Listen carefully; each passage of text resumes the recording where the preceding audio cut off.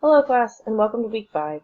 You're going to be working on your budgets and discussing supply chain this week for your ongoing projects, so I wanted to take some time to talk with you about the planning process for budgets. Budgeting is a very important aspect of project management, but can be one of the more difficult aspects depending on how familiar you are with your organization's activities and costs associated with running various projects. I worked for a health service organization for many years, and we received a variety of grants from both governmental and private organizations. And at times we'd have up to 20 contracts in various stages from writing the proposal to execution and completing final reports to submit.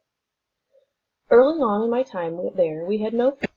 As grant requirements became more detailed, we had to keep up with these changes and show our grantors how much time was being spent on their specific projects. Because we also used a variety of fundraisers, we determined it was important to include these activities within our new system so that we had a clear picture of how our funds were being used. Our financial director worked with the management team to create a detailed timesheet for employees that allowed them to properly allot the time they spent on various projects. This allowed us to not only meet grant requirements, it helped us as we worked to secure other grants. We now had historical information we could look at that helped us estimate the time and cost that would be associated with completing a project.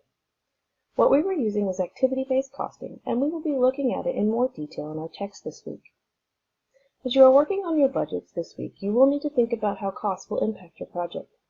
Will you have a dedicated team working to complete the project with no other commitments during that time, or will you need to use activity-based costing techniques?